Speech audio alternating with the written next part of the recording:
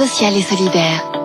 Social Éco avec le quotidien La Croix et avec vous Christine Quentin. Bonjour Christine. Bonjour Nicolas. TechSoup, on en a parlé plusieurs fois déjà dans Social Éco avec vous. C'est une organisation qui lutte contre la fracture numérique dans le monde associatif et caritatif. Elle facilite en gros l'accès aux nouvelles technologies pour les ONG. Alors c'est exactement cela Nicolas, on le sait, le monde associatif n'a que très peu de moyens pour investir dans les nouvelles technologies, ce qui lui fait perdre beaucoup en efficacité.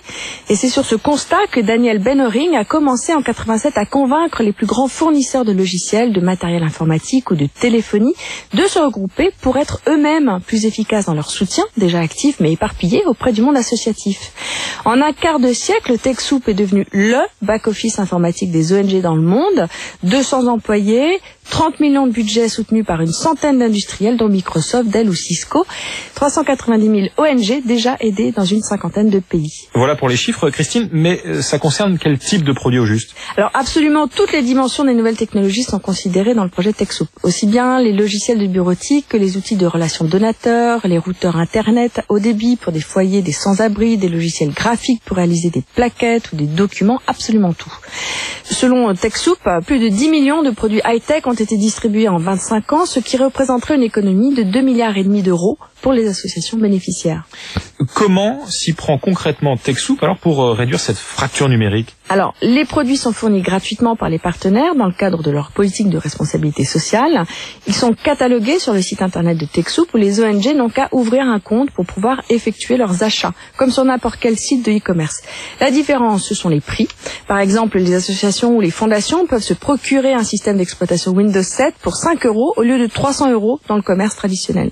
Autre avantage au passage, TechSoup permet aux entreprises partenaires de n'avoir plus qu'un seul interlocuteur, tout en étant plus efficace ainsi auprès du monde associatif.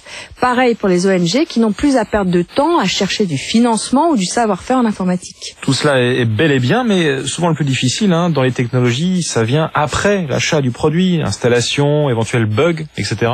Alors c'est vrai, du coup TechSoup propose un ensemble de services et d'outils interactifs pour assister les ONG, alors des forums d'entraide, des blogs de techniciens, des séminaires vidéo et aussi des rendez-vous de chat sur les réseaux sociaux. Au fil des années, cela a donné lieu à une communauté de techniciens très animés et efficaces. TechSoup.org compte jusqu'à 250 000 visiteurs par mois. Et depuis 2005, elle a aussi créé NetSquared, un autre site internet pour valoriser les initiatives sociales sur le web, sur les réseaux sociaux, sur les forums.